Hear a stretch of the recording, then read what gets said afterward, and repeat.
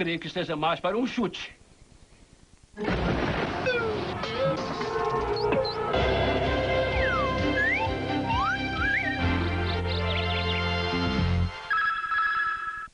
Nesta quinta, uma novidade vai agitar a grande família. Bebel e Agostinho se mudaram para um novo endereço. Foram embora mesmo. Mas Nenê está inconformada com essa situação. A gente agora pode aproveitar a vida da gente sem filho para atrapalhar. Não quero viver a minha vida sem filho para atrapalhar. E vai ser difícil manter essa mãezona longe do casal. Nossa, eu olhei essa mesa assim, eu podia jurar que esse café era coisa da minha mãe. O que você tá fazendo aqui, mãe? Omelete. Nesta quinta, depois de Celebridade, a grande família.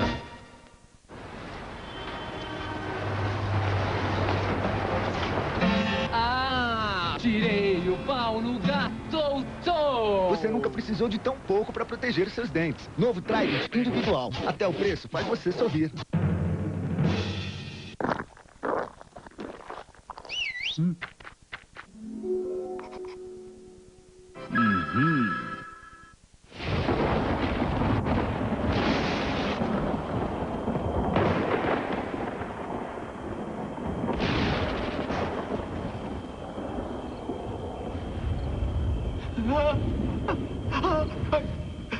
Que Deus me perdoe. Eu não devia ter olhado para aquelas mulheres nunca. Fica firme aí embaixo. Eu não vou aguentar muito tempo. Foi um momento de fraqueza, de fraqueza. Para de falar bobagem, vou dar no pé.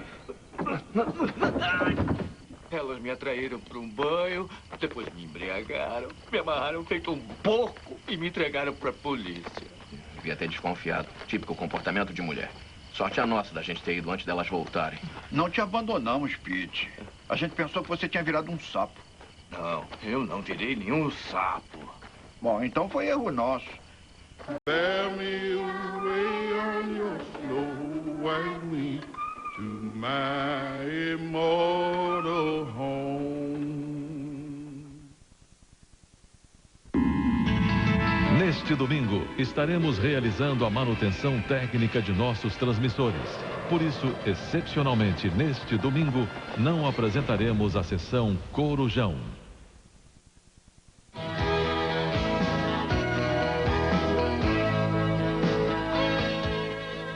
Faremos agora uma pequena pausa em nossa programação. Mas logo estaremos juntos novamente, apresentando 5h30 Telecurso Profissionalizante, 5h45 Telecurso 2000, 6h15 Globo Rural, 6h30 Bom Dia São Paulo, 7h15 Bom Dia Brasil, 8 horas Mais Você, 9h20 Xuxa no Mundo da Imaginação, 10h05 Sítio do Pica-Pau Amarelo, 10h35 TV Globinho, 12h15 SPTV Primeira Edição, 12h45 Globo Esporte, 1h15 Jornal Hoje, 1h45 Video Show, 2h30 Vale a Pena Ver de Novo, Corpo Dourado, 3h55 Sessão da Tarde com o filme Espião por Engano, 5h30 Malhação, 6 horas Chocolate com Pimenta, 6h50 SPTV Segunda Edição, 7h05 Da Cor do Pecado, 8h15 Jornal Nacional, 8h55 Celebridade, 10 horas Tela Quente com o filme Vovó Zona, 11h50 Jornal da Globo, 00h25 Programa do Jô, 1h50 Intercine com o filme Tubarão 2 e logo depois Corujão, o desafio de um guerreiro.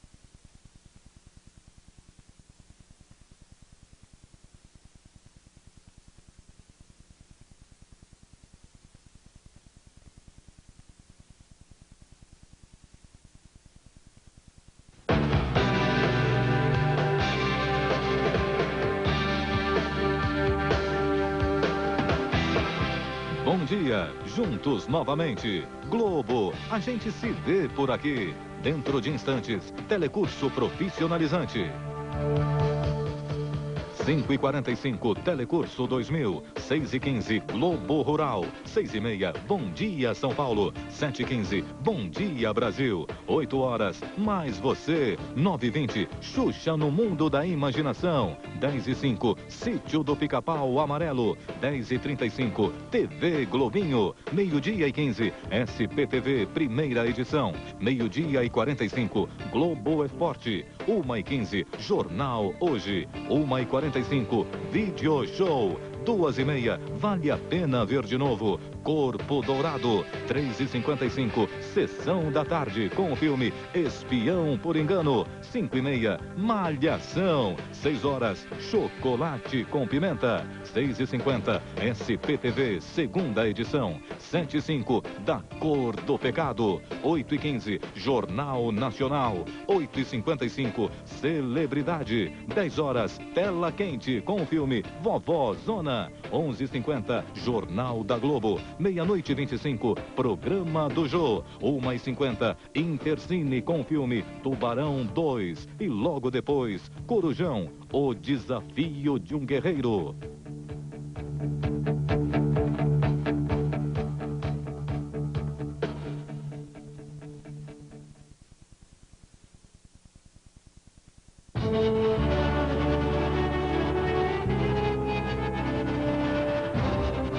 Brasileiros que correm como o vento, que lutam contra o tempo, que nadam, que voam. Heróis de verde e amarelo tentando superar o mundo e os próprios limites. Nossos atletas que valem ouro vão brilhar em Atenas. No pódio, na Grécia, na Globo, Olimpíadas 2004.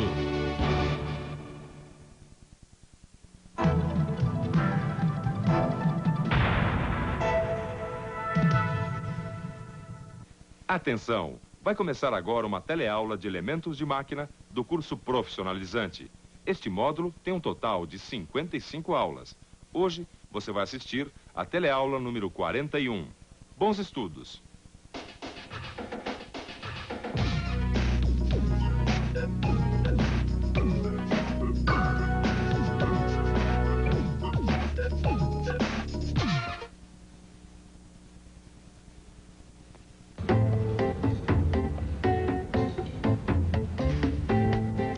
Hoje nós vamos estudar um problema que incomoda muitos mecânicos, desde os mecânicos que trabalham com a produção industrial, como é o nosso caso, até os mecânicos que trabalham numa oficina mecânica como esta aqui. O problema é o seguinte, a vedação das junções móveis. Você já ouviu falar sobre isso? Se não conhece, vai conhecer na nossa teleaula de elementos de máquinas de hoje.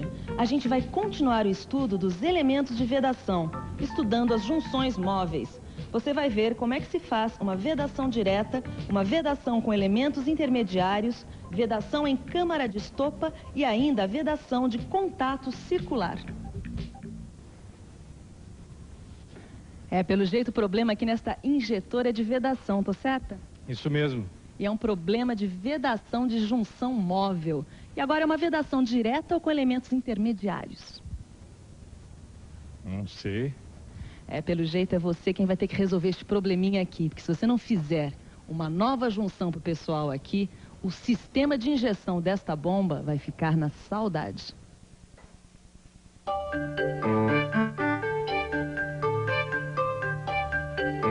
Putz grila, que saudade de Guará, meu.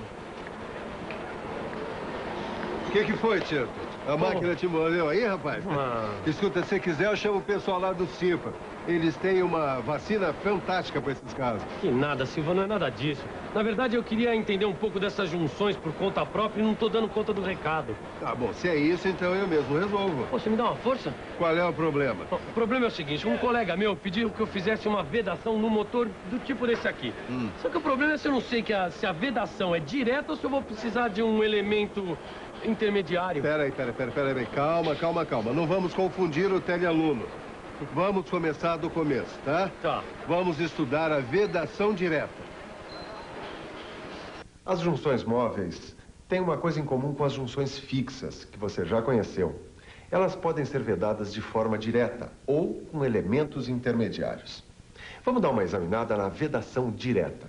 Seguinte, elas têm alto custo e, por isso, a sua aplicação é bastante limitada. E também são sensíveis, muito sensíveis. As vedações diretas são sensíveis às mudanças de temperatura e também não funcionam muito bem em fluidos de alta viscosidade por causa do atrito. Em compensação, elas funcionam que é uma beleza em determinadas situações específicas. Dá só uma olhada. Essas vedações diretas têm pequenas perdas de energia por atrito e vão muito bem em acoplamentos de pistão e em injetores de motores diesel. Ah, é? Legal. Agora eu já sei que no caso de injetores de motor diesel, o certo é vedação direta. Confirmado? Confirmado, hein, Silva? Confirmadíssimo, Titão. Eu assino embaixo do que a gente acabou de ver. Poxa, super legal, né? Bom, é legal, mas é apenas o começo. A gente tem muita coisa para aprender ainda. Nós vamos começar vendo a vedação com elementos intermediários. Confira aí para você ver o quanto isso vale. Você está vendo uma série de exemplos de vedação com elementos intermediários. São as chamadas junções móveis para vedações dinâmicas. Essas aí fazem parte do grupo das junções especiais, como as juntas compensadoras tipo Wagner, as juntas compensadoras em prensa-estopa e as membranas. Já essas aí, que você está vendo agora, são vedações a contato para superfícies cilíndricas. Entre as juntas desse grupo, temos as guarnições para câmaras de estopa, as juntas em contato circular, a contato plano frontal, sem contato, para movimentos alternados. Como talvez você tenha reparado, essas juntas aparecem em vários materiais. Essa aqui, por exemplo, é uma guarnição para câmaras de estopa e é feita em material maleável. Tem também em material maleável combinado com metal. Tem em metal mole e até em massa comprimida. É claro que, dependendo do caso, a gente usa uma ou outra. Quer conferir como são feitas mais algumas juntas móveis? Então preste atenção. Pegue o seu livro de estudo e dê uma boa olhada na tabela que vem com a aula de hoje. Nela você vai encontrar anéis de feltro, de elastômero, de metal, anéis de bordo, juntas com parede plana e colarinho e juntas que você nem imagina que existem. Agora, confira aí quais são os tipos de vedação com elementos intermediários.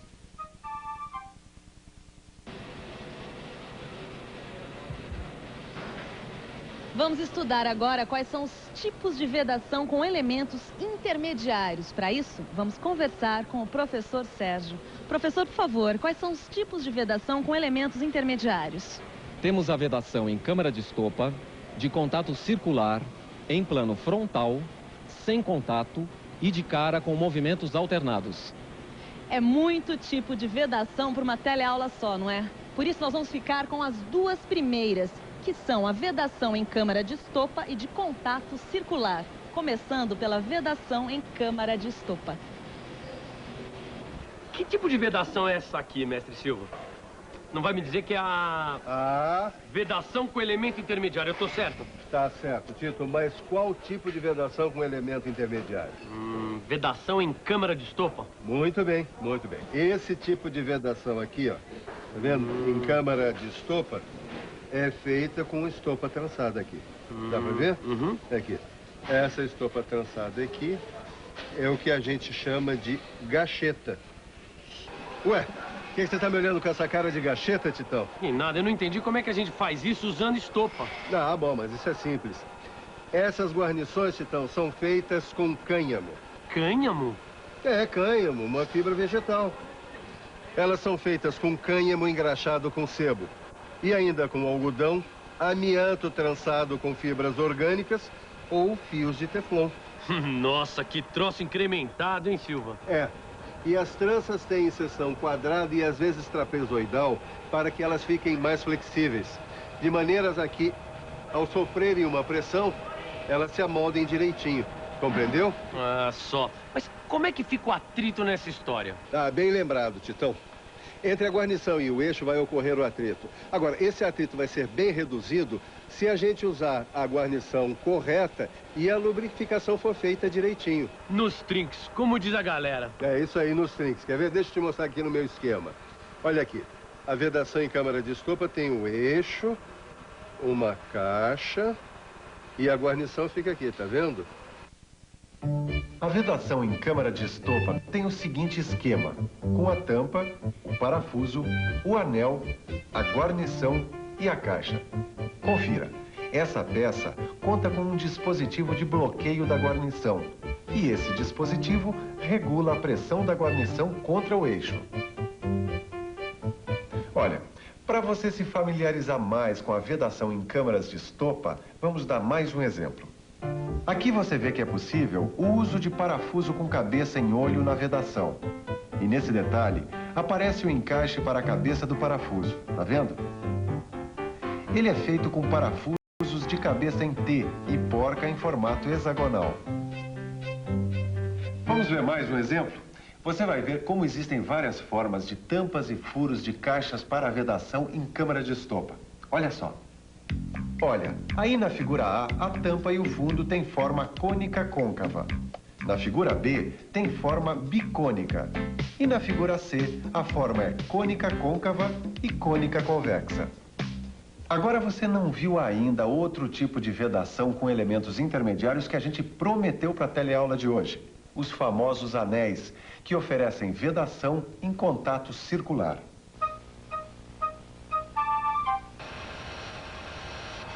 Bom, esse aqui só pode ser um esquema de um anel. Quer dizer, de uma vedação de contato circular. Tô certo, Silva? Exatamente.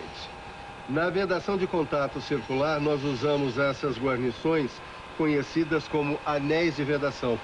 Eles são muito usados em órgãos de máquinas em movimento, geralmente em eixos. Mas para que eles servem? Ah, servem para proteger os mancais da sujeira que acumula ali durante o uso. Compreendeu? Compreendi. Olha aqui o esquema. Esse aqui é o esquema de um dos principais anéis de vedação.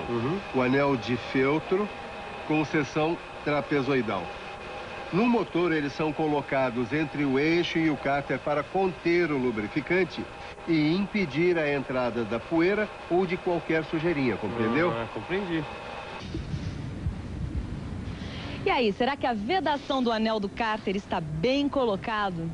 Bom, se não estiver, é bom você dar uma bela estudada no seu livro de mecânica. Nele você vai encontrar também uma tabela que mostra as dimensões dos anéis de feltro. Mas por enquanto, fique ligado nesta teleaula, porque agora nós vamos ficar com a revisão.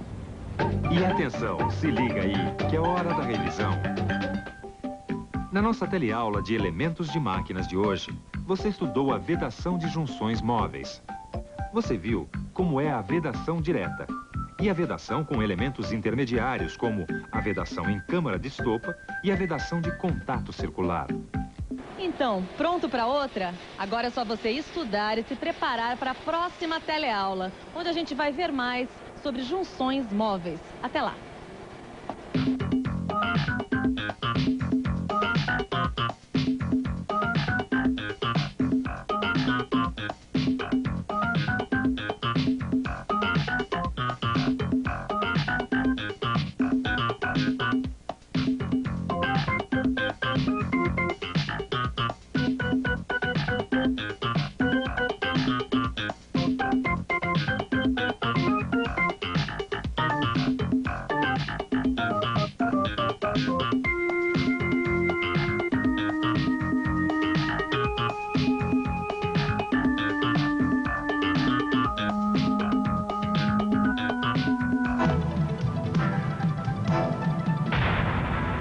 Telecurso 2000, um programa de educação do Sistema Fiesp e da Fundação Roberto Marinho. Nesta segunda, no Sítio do Pica-Pau Amarelo, Mas fica tranquilo, que eu vou trazer sua netinha de volta. Emília já bolou um plano para encontrar a Indiazinha. Mas essa história pode acabar numa grande confusão. A Emília vai se meter em encrenca. É. Nesta segunda, 10 da manhã, Sítio do Pica-Pau Amarelo.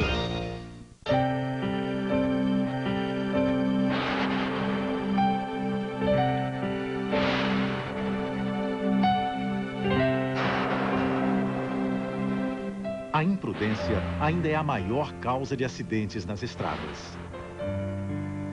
Dirija com cuidado. Educação no trânsito, o melhor caminho para todos. Segurança, a gente vê por aqui.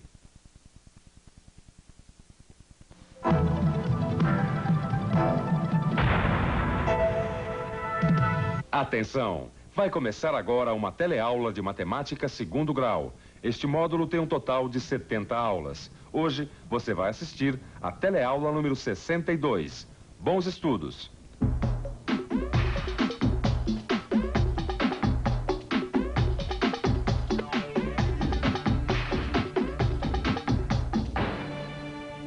Volume. Com certeza você já ouviu falar nisso, não é? Mas será que você sabe calcular o volume de alguma coisa? Deste cubo aqui, por exemplo, você saberia como calcular o volume deste cubo? Será que alguém sabe? Vamos ver. O volume? É difícil, viu? Não. Eu não saberia. Pelo jeito as pessoas não estão sabendo exatamente como calcular o volume. Se esse também é seu caso, então fique ligado na nossa teleaula, porque o cálculo de volume é exatamente o assunto de hoje. Hoje você vai conhecer as principais unidades de volume, como o litro e o mililitro. Vai ver também o centímetro cúbico e o metro cúbico. E vai aprender a calcular o volume do paralelepípedo.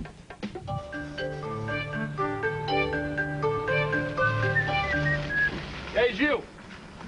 Já conseguiu descobrir o volume aí? O engenheiro tá esperando lá, meu. Olha, por enquanto couberam 10 litros, Vicente. Aí. Não, mas agora... O que você tá fazendo? Tô enchendo a caixa aqui, não, rapaz. Eu não acredito. Você tá botando litro por litro pra calcular o volume da caixa d'água? Exatamente. Depois é só somar quantos litros eu coloquei que nós vamos ter o total do volume da caixa. Mas, Gil, é simples. Isso não faz o menor sentido. Você vai passar o dia inteiro botando água aqui dentro. Não é assim que se calcula o volume, não. Ah, não é? É lógico então, que não. Como é que é, Vicente? Coisa mais simples do mundo. É só você medir a altura e depois você... Não, depois... Peraí. Antes eu tenho que te fazer uma pergunta. Você sabe o que é volume? Claro que volume é... Volume é... Não sabe. Não. Peraí, volume... É isso mesmo, volume. E o que é, você sabe? Volume ou capacidade é a quantidade de espaço que um objeto ocupa ou que ele pode armazenar. Olha só essa garrafa, por exemplo. Ela tem 1 litro de água. Ou seja, seu volume ou sua capacidade é de 1 litro. Agora, você sabia que às vezes objetos diferentes podem ter o mesmo volume? Olha só que curioso. Eu vou colocar todo o volume que tem nesta garrafa aqui, ou seja, 1 litro, nestes 5 copos. Observe.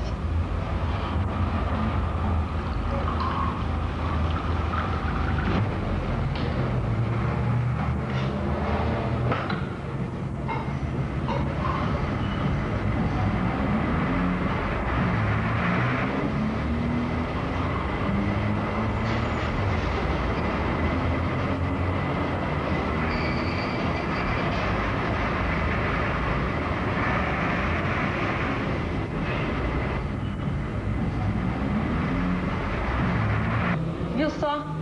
Toda a água que estava nessa garrafa coube exatamente nestes copos aqui. Ou seja, o volume destes 5 copos juntos é igual ao volume desta garrafa. A gente pode concluir, então, que às vezes objetos diferentes podem ter o mesmo volume. Vamos ver mais um exemplo disso que eu estou falando. Este copo aqui, ele é diferente deste outro. Mas será que ele também tem um volume diferente? Observe. Apesar desses copos serem diferentes, a sua capacidade, o seu volume é o mesmo. Ou seja, toda a água que coube neste copo, coube neste também aqui. Então a gente conclui que recipientes diferentes podem ter o mesmo volume. Vamos ver agora um outro exemplo. Obrigada. Olha só, aqui nós temos 2 recipientes bem diferentes, mas eles têm o mesmo volume. Aqui nós temos 1 litro de suco de laranja e aqui 1 litro de leite. Mais uma vez essa ideia, recipientes diferentes podem ter o mesmo volume. Vamos ver agora uns exemplos no dia a dia onde essa ideia também está presente. Como, por exemplo, na capacidade de uma seringa, na capacidade de sacos de lixo, no volume de terra escavada de uma obra, no volume de madeira cortada das florestas, na capacidade de água de uma caixa d'água. na capacidade de um tanque de gasolina, no volume de dejetos poluidores que são jogados num rio e numa série de outras coisas. E aí, entendeu o que é volume? Eu entendi. Agora, vem cá, o volume tem as suas unidades de medidas? Lógico que tem. Assim como a gente usa unidades específicas padronizadas para medir área, comprimento, peso, o volume também tem suas unidades específicas, como o litro, o centímetro cúbico. E quando é que a gente usa uma medida ou a outra? Ah, aí é que tá. A escolha de uma unidade de medida vai depender daquilo que a gente quer medir. O metro cúbico, por exemplo, a gente usa para medir grandes volumes, como essa caixa d'água, por exemplo. Para volumes menores, como essa garrafa que você tem aí na mão, a gente usa o litro. E o litro, você sabe, é a quantidade de líquido que cabe num cubo de 10 centímetros de aresta, como esse aqui, ó. Ah, você está querendo me dizer que dentro desse cubo cabe 1 litro? É, essa sua garrafa aí, quanto é que cabe nela? Ah, 1 litro. 1 litro, não é? Então, experimenta colocar aqui dentro.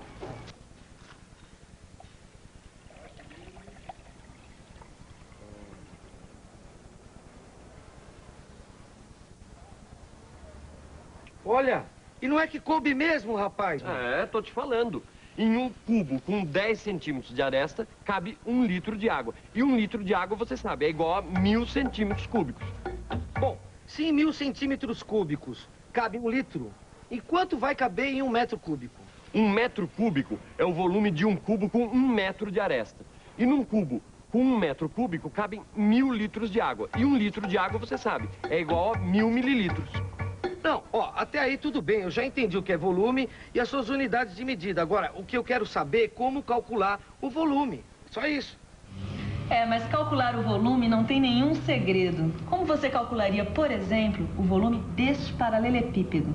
Observe que ele é formado por 16 cubinhos. E se a gente considerar cada um destes cubinhos como uma unidade de medida, a gente vai concluir que o volume deste paralelepípedo aqui é de 16. Vamos ver isso melhor. Este paralelepípedo tem 4 cubos de comprimento, 2 de largura e 2 de altura. Se eu multiplicar essas medidas, veja no que eu chego. Em 16, que é o volume do paralelepípedo. Não sei se você percebeu, mas a gente acabou de chegar na fórmula que calcula o volume do paralelepípedo. Mas que fórmula é essa? A fórmula que calcula o volume do paralelepípedo é o comprimento vezes a altura vezes a largura. Mas, Vicente, olha, essa caixa d'água aqui é um paralelepípedo. Exatamente. Mas como agora a gente já sabe a fórmula que calcula o volume de um paralelepípedo, ficou fácil pra gente saber a capacidade dessa caixa d'água. É só medir. Ah, então vamos lá. Vamos lá. Segura aí. Vamos lá. Ó, anota aí, Vicente, ó. 1,5 metro de comprimento. 1,5 de comprimento. Segura aqui de novo, aqui. Agora a largura. Olha lá, 80 centímetros de largura. 80 centímetros de largura. E a altura? 1 metro de altura. 1 metro de altura. Agora me diz uma coisa, Vicente. Não dá pra multiplicar metro por centímetro, né? Ah, não dá não. A gente vai ter que transformar tudo isso na mesma unidade. Olha só. O comprimento tem 1,5 metro, que é o mesmo que 150 centímetros. A largura a gente já tem em centímetros, são 80. E a altura, que deu 1 metro, equivale a 100 centímetros. A fórmula que calcula o paralelepípedo a gente já sabe. Então, é só substituir os valores. Que com o auxílio da calculadora, eu vejo que é de 1.200.000 centímetros cúbicos. Pronto, tá feito o cálculo. Ô, Vicente, quer dizer que o volume dessa caixa d'água é de 1.200.000 centímetros cúbicos? Exatamente, meu querido. Rapaz. E é a mesma coisa que a gente dizer que nessa caixa d'água cabem 1.200 litros de água. Ai, meu Deus do céu. Você imagina se eu fosse calcular do jeito que eu tava fazendo? Colocando 1 litro de cada vez. Quanto tempo eu não ia demorar? Foi isso que eu tentei te falar. As fórmulas existem para facilitar a vida da gente. É isso mesmo. Vivendo e aprendendo, né, Vicente? É isso mesmo. E atenção, se liga aí, que é hora da revisão. Na teleaula de hoje, você viu quais são as unidades de volume. Você conheceu quais são essas principais unidades, como, por exemplo, o litro. Assim como o centímetro cúbico e o metro cúbico. E aprendeu também a calcular o volume do paralelepípedo.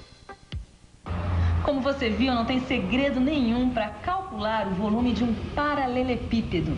Na próxima teleaula, nós vamos prosseguir com este assunto e vamos estudar mais sobre volume e capacidade. Até lá!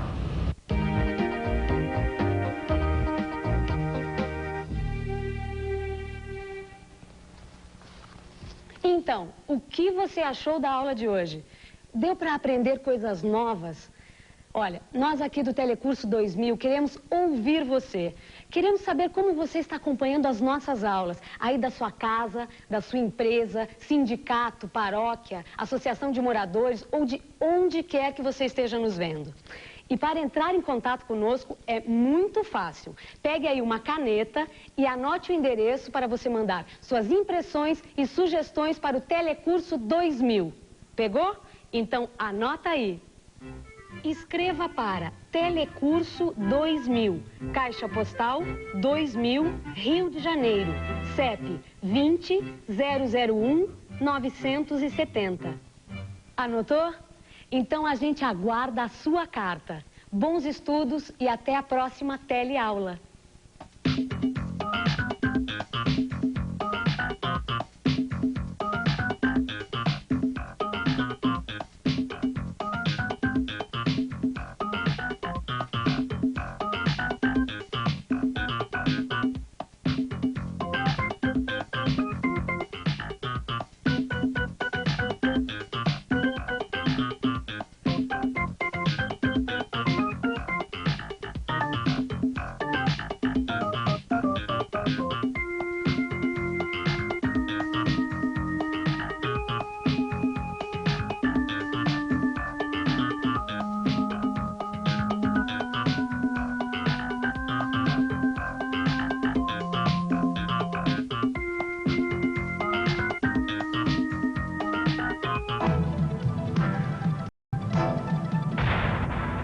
Telecurso 2000, um programa de educação do Sistema Fiesp e da Fundação Roberto Marinho.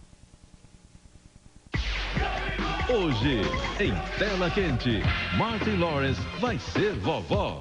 Pode deixar que eu dou um jeito. Uma verdadeira vovózona. Oh, será um dia feliz.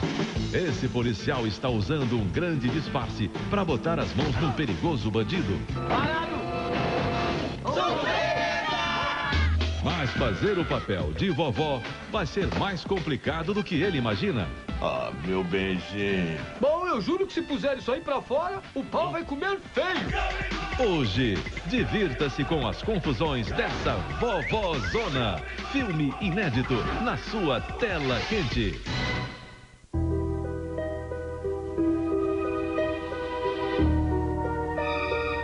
Alimentos muito gordurosos aumentam o colesterol. São um risco para o coração. Prefira carnes magras, peixe, queijo branco, verduras, legumes e frutas. Não morra pela boca. Guarde o seu coração para grandes emoções. Saúde, a gente vê por aqui.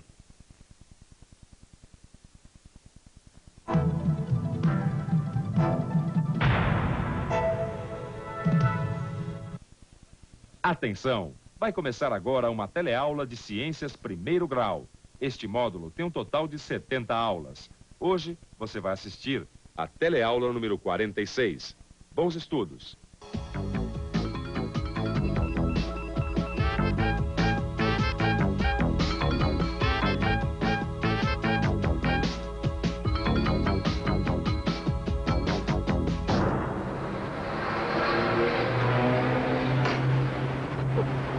Esse aqui é meu táxi.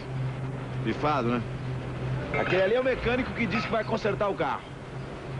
Quer saber? O meu táxi e o mecânico vão ajudar muito a gente na nossa teleaula de hoje. Afinal, o assunto da nossa teleaula de hoje é automóvel. Você vai ver o que é um motor a explosão. Vai conhecer as peças desse tipo de motor. E ainda vai ver como ele funciona. Enquanto a gente espera, eu acho que eu vou até ali na lanchonete tomar um cafezinho.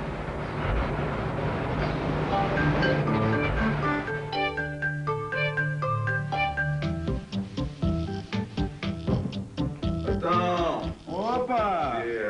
Tá bom? Com essa tranquilidade aí. Bota aí um cafezinho pra mim. Vamos lá. E aí, vai tirar uma folguinha hoje? Folguinha? Quem me dera tirar uma folguinha hoje. Fusquinha quebrou, ali na esquina. Que dureza, rapaz. Não sei, rapaz, de repente começou a sair uma fumaça do escapamento. Será que não é falta de água no radiador, não? Que isso, rapaz. Meu Fusquinha não tem nada disso, não. Aliás, se fosse isso, eu tava perdido. Perdido. O que será que pode acontecer de tão grave se a gente esquecer de colocar água no radiador? Afinal, como é que funciona o motor de um carro? Vamos pensar um pouco? Como a gente já sabe, o motor da maioria dos carros, para funcionar, precisa queimar combustível, que pode ser gasolina ou álcool. Esse combustível é misturado com o ar e é levado para dentro de um cilindro, onde uma faísca elétrica provoca a queima.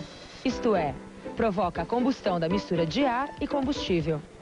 O resultado da queima dessa mistura de ar e combustível no motor é uma grande quantidade de calor.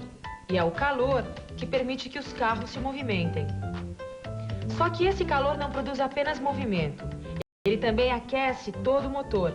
E o aquecimento é tão intenso que, se não houver uma refrigeração adequada, pode provocar o derretimento das peças do motor. Ou seja, se fosse isso, o motor do meu carro podia estar fundido, todo derretido. Imaginou só? Ah, mas graças a Deus, esse não é o caso do Fusquinha. Graças a Deus. Desculpa a minha ignorância, viu? Mas o que o radiador tem a ver com o aquecimento das peças do motor? Não sei. É que para evitar o aquecimento do motor, a gente coloca a água no radiador. Ah, radiador? Sim. Olha, eu continuo sem entender, viu? O radiador, como a gente pode ver, é uma espécie de reservatório que faz parte do sistema de refrigeração do motor. Aqui dentro, olha, a gente coloca a água. E através de um sistema de refrigeração, a água circula pelo motor, esfriando as peças. Maria, prepara um lanchinho pra gente. Ah, tá bom. Mas olha, Roberto, tem um detalhe aí. No caso do Fusquinha, não é a água que circula refrigerando o motor, é o ar. Mas olha, esse seu Fusquinha é uma bela de uma relíquia. Porque hoje em dia, em todos os carros, é a água que circula pelo sistema de refrigeração para esfriar o motor. Olha, falando em relíquias e sistemas modernos, olha, tem uma matéria interessante nessa revista aqui. É sobre os tipos de materiais usados nas peças do motor. Eles contam algumas novidades, mas o legal é a explicação sobre o material que é usado no motor. Eu vou ler para vocês. Para evitar o derretimento das peças e da estrutura do motor, os materiais têm que ser resistentes a alta temperatura. Mas, além de resistentes, eles também devem ser bons condutores de calor, para facilitar a transferência de calor entre as peças que vão sendo aquecidas e o ambiente. Agora eu entendi. Olha, já posso até trabalhar numa oficina mecânica, hein? É assim, ó, o combustível se mistura com ar, daí ele vai para um cilindro onde uma faísca elétrica provoca a queima dessa mistura de ar com combustível. Só que eu não... Muito bem, pelo que eu tô vendo, tá ficando uma especialista em motores da explosão, hein?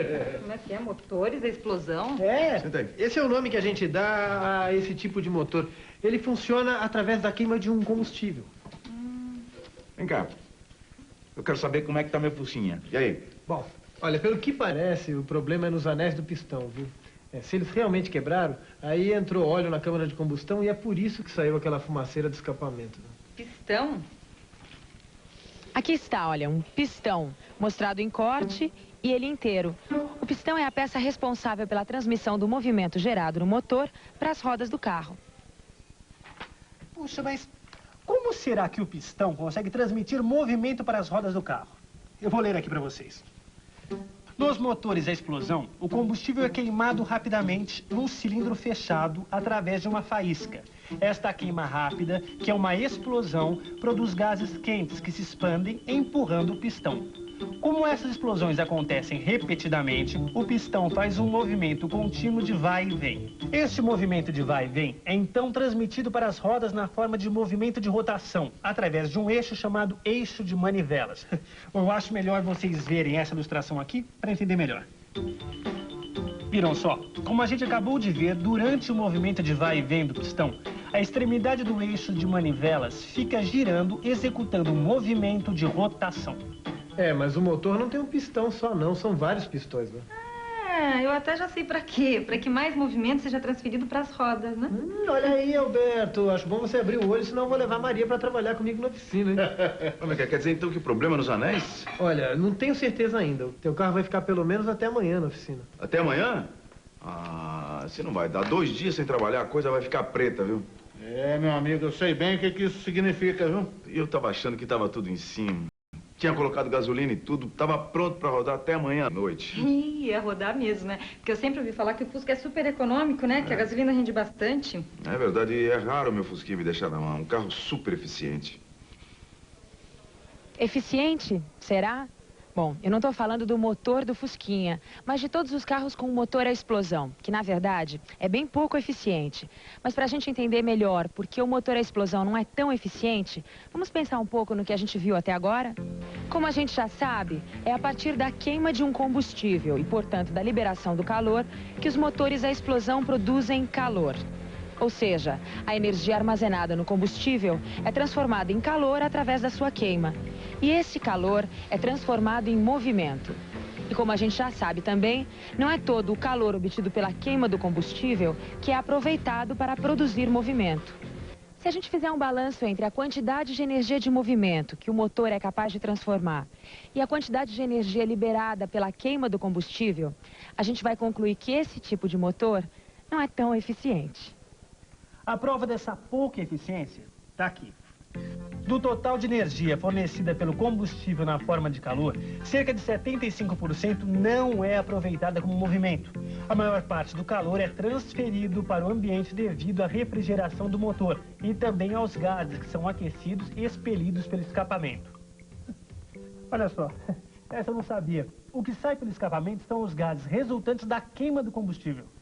Quer dizer que os motores dos carros só usam cerca de 25% da energia disponível pela queima do combustível? Mas que fique bem claro que isso não acontece só com o meu Fusquinha, não. Isso acontece com todos os carros com motores a explosão. É, pra vocês verem, viu? O rendimento de todo motor a explosão é baixo mesmo, viu? Me conta uma coisa, existem carros com outros tipos de motores? É, eles também são assim? Olha, essas explicações vão ficar para outro dia. Agora eu tenho que cuidar do carro do nosso amigo aqui. Tchau, gente. Tchau. E eu, da minha parte, o que eu tenho que fazer é esperar. E a gente é melhor revisar tudo que viu na teleaula de hoje. E atenção, se liga aí que é hora da revisão.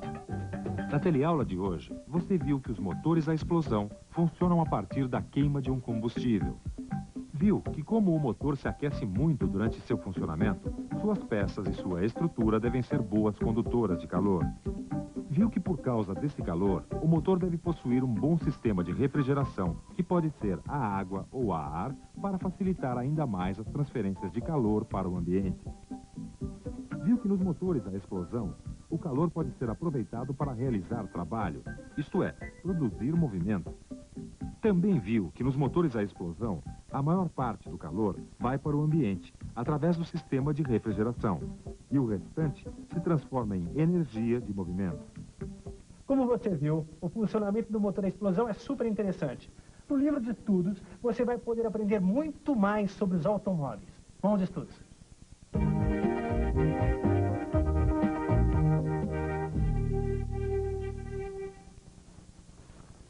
Então, o que você achou da aula de hoje? Deu para aprender coisas novas? Olha, nós aqui do Telecurso 2000 queremos ouvir você. Queremos saber como você está acompanhando as nossas aulas, aí da sua casa, da sua empresa, sindicato, paróquia, associação de moradores ou de onde quer que você esteja nos vendo.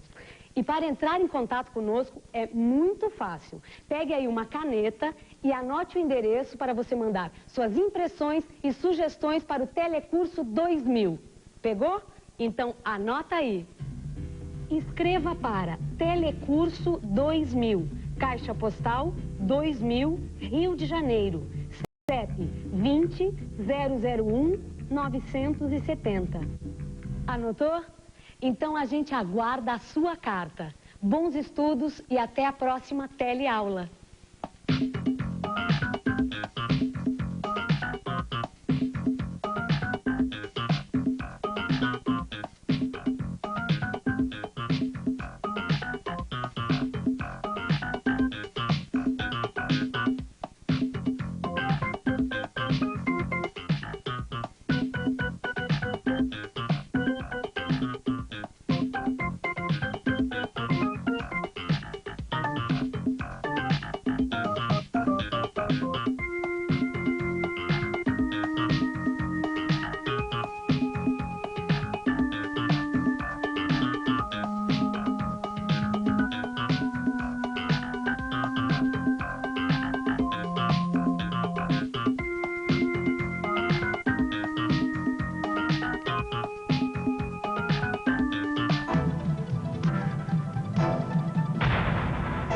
Telecurso 2000, um programa de educação do Sistema Fiesp e da Fundação Roberto Marinho.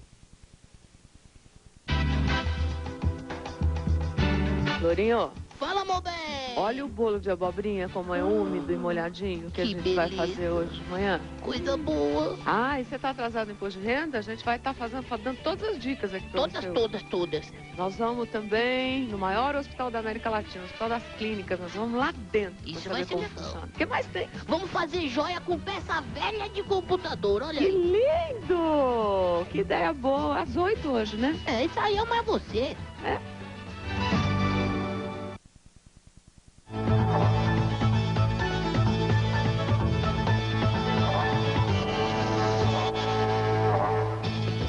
Famílias inteiras participam de invasões de terra durante o fim de semana no sul do país.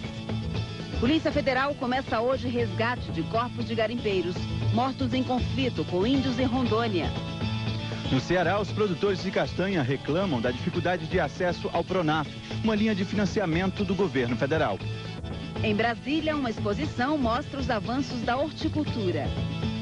E no Tocantins, os pequenos agricultores ganham atenção especial na principal feira de negócios do estado.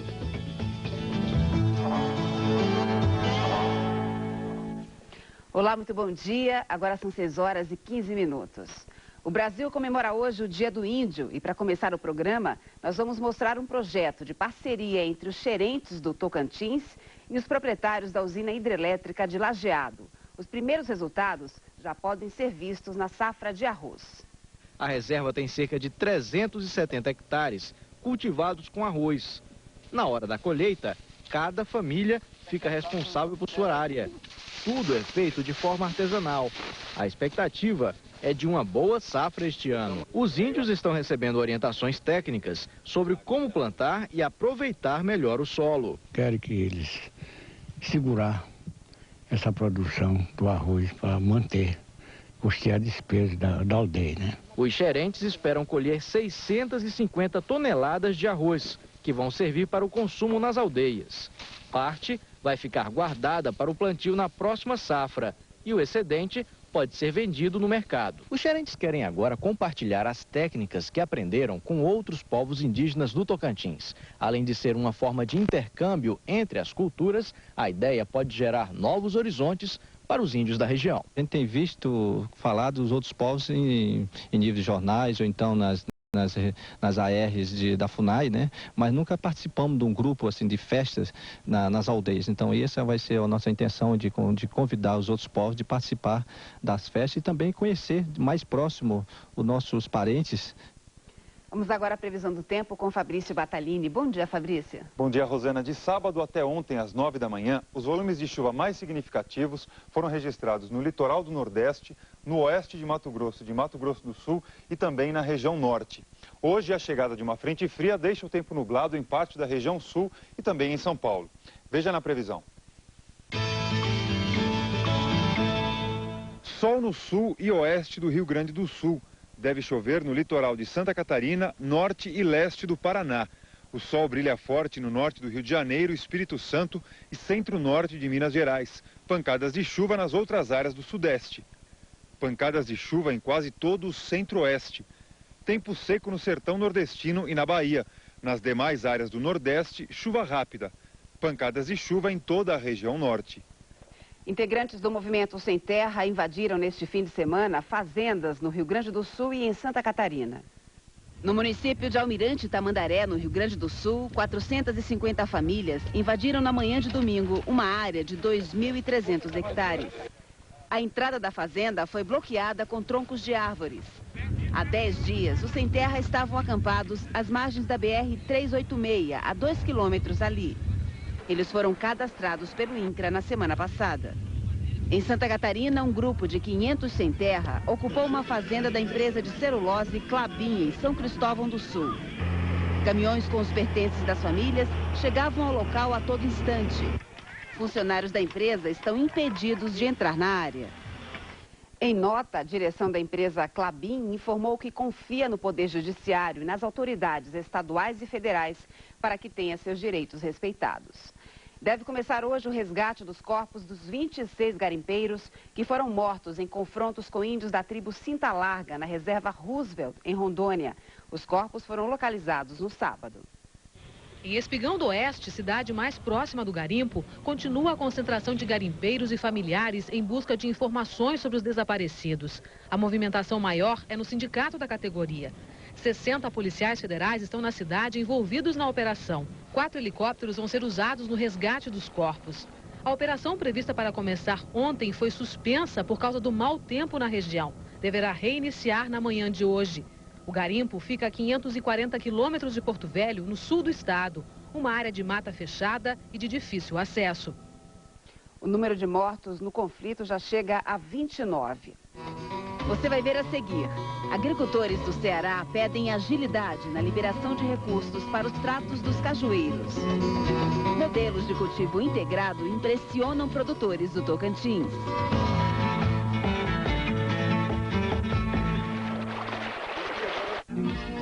Globo Rural. Oferecimento Nissan Frontier. É outra história. Confusão nesta madrugada em São Paulo. Grupos de sem-teto fazem invasões na capital. Prédios públicos e apartamentos da CDHU foram ocupados. A tropa de choque foi chamada e houve confronto. No interior, os sem-terra começam a desocupar as fazendas invadidas. Veja daqui a pouco no Bom Dia São Paulo. Eleitor, este ano vamos votar para os cargos de prefeito e vereador. Fique em dia com a Justiça Eleitoral e procure logo o cartório eleitoral do seu bairro. Evite filas. Cidadania, a gente vê por aqui.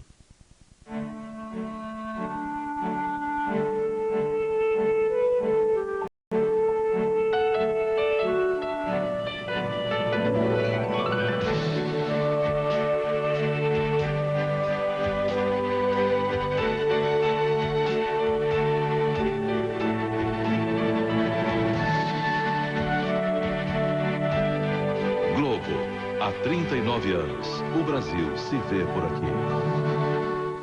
Scusa se ti amo, e se ci conosciamo, da 2 mesi o poco più.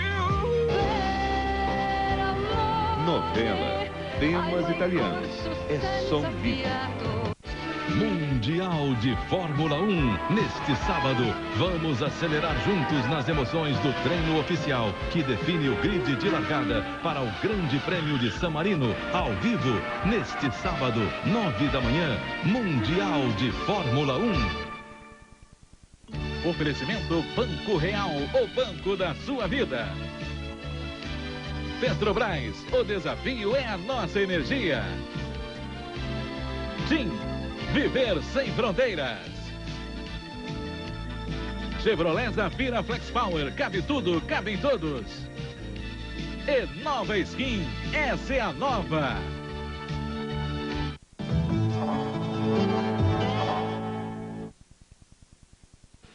Pequenos produtores de castanha de caju do Ceará reclamam das dificuldades para conseguir crédito no banco. Nesta época do ano, eles precisam de recursos para fazer o manejo das plantações. Depois da safra, é preciso cuidar das plantas para mais uma vez garantir boa colheita. No cajueiro, os tratos culturais começam com a poda, para diminuir o tamanho da copa e assim facilitar a colheita. Seu José Roberto sabe que tem muito serviço pela frente e a hora chegou. Já passou a floração e já passou a época da safra, então a época da poda chegou.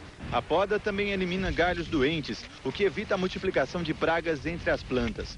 Nos tratos culturais do cajueiro, ainda são feitos a limpeza do mato e, em alguns casos, a substituição de copa. Para ajudar o agricultor com a despesa, existe uma linha de financiamento do governo federal, o Programa Nacional de Fortalecimento da Agricultura Familiar, o PRONAF. Este ano, o Ceará recebeu do governo 241 milhões de reais para investir em agronegócio. Mas os produtores reclamam. Está difícil o acesso ao financiamento. Seu Claver pretende mexer em 10 hectares de terra. Quer fazer o replantio e substituição de copa das árvores atuais pelo cajueiro anão precoce. Ele fez as contas e vai gastar 10 mil reais com mão de obra, mudas e preparo da terra. Seu Claver foi ao banco atrás de dinheiro. Fui no banco já umas 5 vezes e sempre não deu certo até agora, né? A Superintendência do Banco do Brasil em Fortaleza nega que esteja dificultando a tomada de crédito pelo agricultor. Nosso modelo de contratação, ele pressupõe parceria. Parceria com a Secretaria de Agricultura do município, com os sindicatos de produtores e trabalhadores e da Emater. O objetivo é exatamente gerar mais comunidade, simplificar a concessão e desburocratizar o atendimento.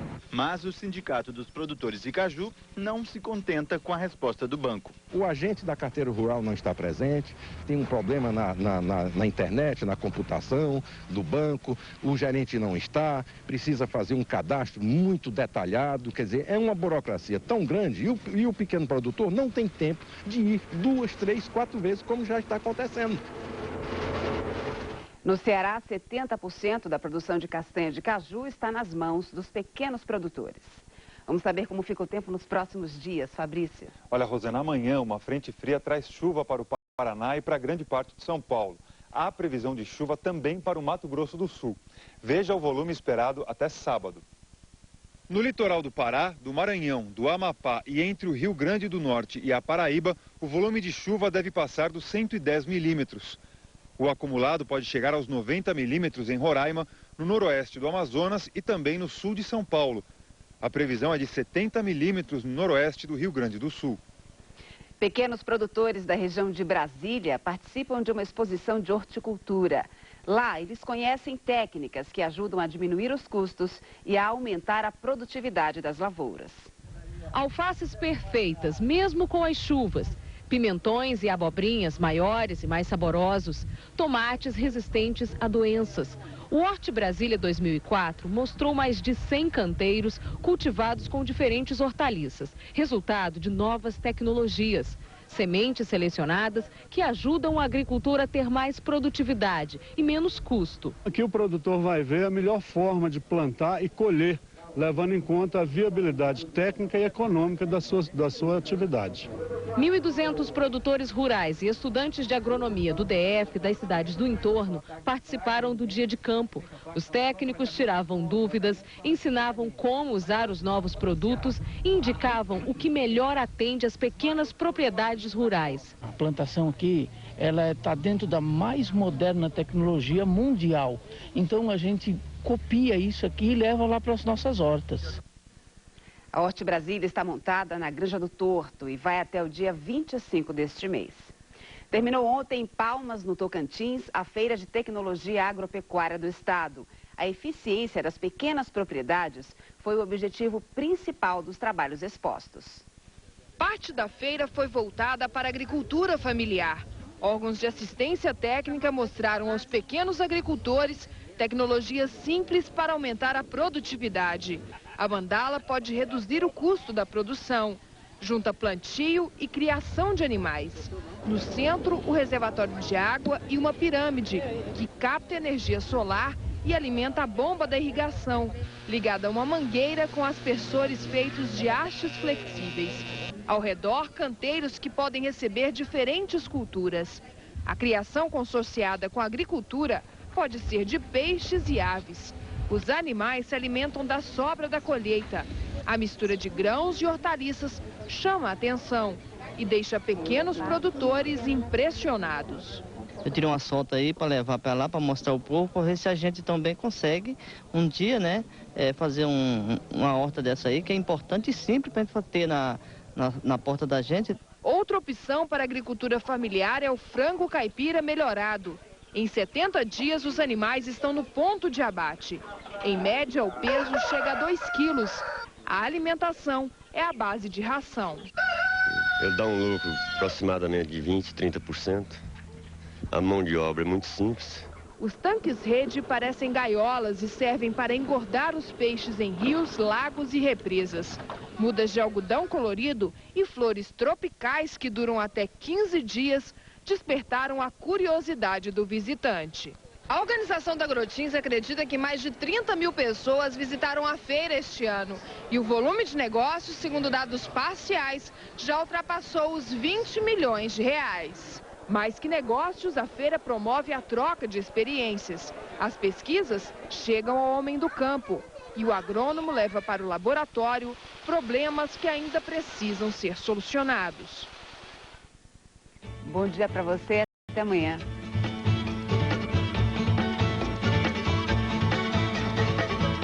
Nesta terça, depois de Celebridade, vamos abrir aquele sorrisão com essa turma que adora brincar em serviço.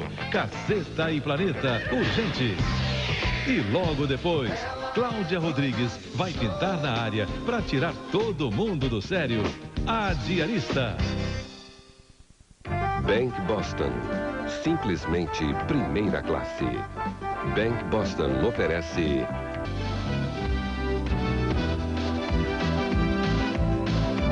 Bom dia, São Paulo.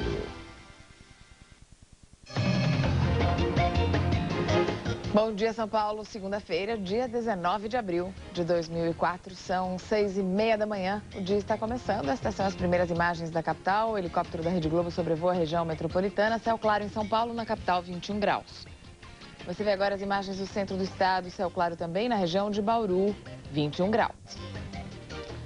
E no litoral, praia ainda vazia em Santos, 23 graus na Baixada Santista. Os sem terra começam a desocupar as fazendas invadidas no Pontal do Paranapanema. Na capital, os sem teto invadem prédios no centro. Apartamentos da CDHU e prédios públicos foram ocupados durante a madrugada. A tropa de choque foi chamada para retirar as pessoas. Houve confronto. O Porto de São Sebastião se moderniza e, para atender o mercado externo, deve gerar novos empregos. No Dia do Índio, conheça um pouco das tradições dos Chavantes, junto com um grupo de crianças do interior. E depois de 3 vice-campeonatos, o São Caetano conquista o título inédito de campeão paulista. O movimento dos sem teto fez invasões coordenadas na capital durante a madrugada. Houve confusão, pancadaria e bombas de efeito moral. O prédio pertencia ao Exército e depois foi passado para a Polícia Militar. No momento estava desativado. Os sem-teto chegaram por volta da meia-noite e ocuparam todos os pavimentos do edifício que fica no Parque Dom Pedro. Segundo o movimento, mais de 1000 pessoas conseguiram entrar. Muita gente ainda ficou do lado de fora. Eu queria saber para que o governo quer isso? Vazio há anos que isso está vazio. Um monte de família na rua. Está abandonado, tem que dar função ao prédio que se encontra abandonado. Um capitão do batalhão de choque se reuniu com os coordenadores do movimento e pediu que eles deixassem o local. Poucos minutos depois, a polícia invadiu o prédio e começou a correria. Alguns sem-teto pularam o muro para fugir.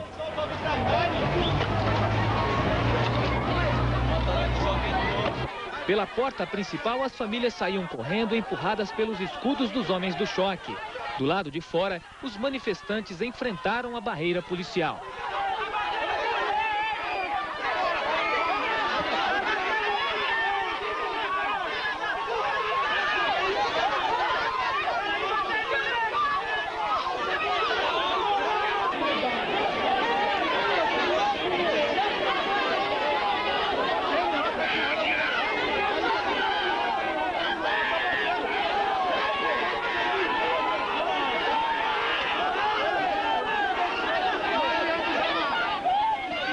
Para dispersar a multidão, a tropa de choque usou bombas de efeito moral.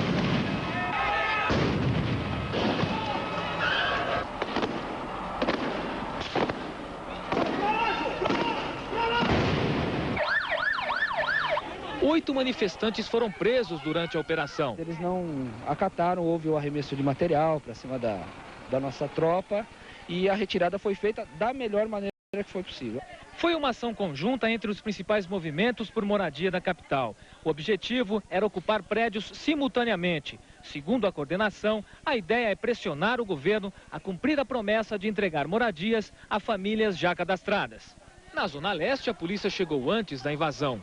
500 famílias ficaram acampadas na rua em frente ao conjunto habitacional em construção.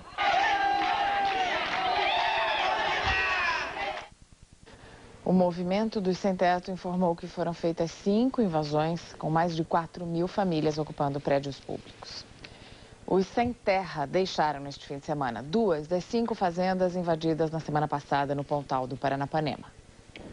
A fazenda Tupiconã, em Presidente Epitácio, amanheceu com mais ocupantes. Todos os sem terra que estavam na fazenda sul-mineira migraram para cá depois da reintegração de posse concedida pela Justiça. A Tupiconã também conseguiu determinação judicial obrigando o MST a deixar a área. Mas o movimento não vai sair do local. Segundo os coordenadores, o fazendeiro João Coelho Júnior, que entrou com o pedido de reintegração de posse, não é o proprietário da área desde novembro de 2001. A prova seria este contrato de compra e venda que aponta Nicola Biagio Seraceni como dono da fazenda. Os sem terra também apresentaram esta declaração que teria sido assinada por Nicola, afirmando que quer negociar as terras com o governo estadual. Não que nós estamos desobedecendo o juiz, mas e sim que enquanto estiver rolando um processo, eu acredito que a reintegração de posse tem que ficar parada enquanto tem outro em andamento. Já em Santo Anastácio, os sem terra acampados na fazenda Santa Terezinha acataram a decisão judicial e desocuparam a área. Embora a propriedade esteja sofrendo ação discriminatória na justiça para avaliar se as terras são ou não devolutas, o movimento decidiu deixar o local pacificamente. A mudança foi pequena e pôde ser feita a pé. Os acampados ergueram barracos a 100 metros de distância de onde estavam. Apesar dos sem terra terem cumprido o pedido de reintegração de posse, deixando a fazenda Santa Terezinha, esta estrada vicinal que corta a área vai ser o endereço de centenas de famílias por tempo indeterminado. É que a expectativa da direção do MST é que aqui em Santo Anastácio seja montado um acampamento maior do que o Jair Ribeiro, em Presidente Epitácio, onde vivem mais de 1.400 famílias. Hoje cedo, os sem terra que invadiram a fazenda Nazaré, em Marabá Paulista, devem receber uma notificação da Justiça sobre a reintegração de posse. Os sem terra que estão na fazenda Santa Fé, em Sandovalina, devem desocupar a área até o dia 26 deste mês.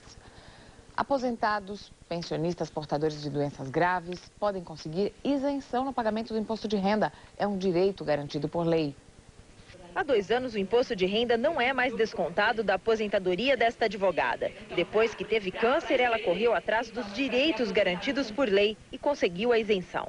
Quando você fica doente, você tem muita despesa com remédio, é uma coisa absurda.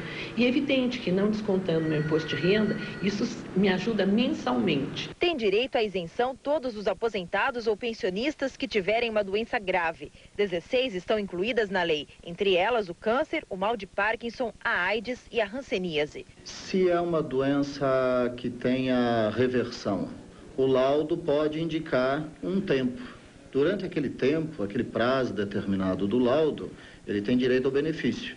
A partir daquele tempo, ele volta a um novo exame e se o laudo atestar que ele está curado, perde o benefício. O advogado ainda dá uma dica: se a doença for antiga, o contribuinte tem direito à isenção retroativa. Elas podem reaver esse imposto pago, desde que elas possam obter um laudo oficial do Serviço de Saúde da União, do Estado ou do município, e que esse laudo ateste a data em que foi contraída a doença. E alerta, mesmo com a isenção do pagamento, é preciso declarar o imposto de renda. Essas pessoas estão obrigadas a apresentar a declaração, ainda que não estejam obrigadas a pagar imposto sobre os rendimentos de aposentadoria.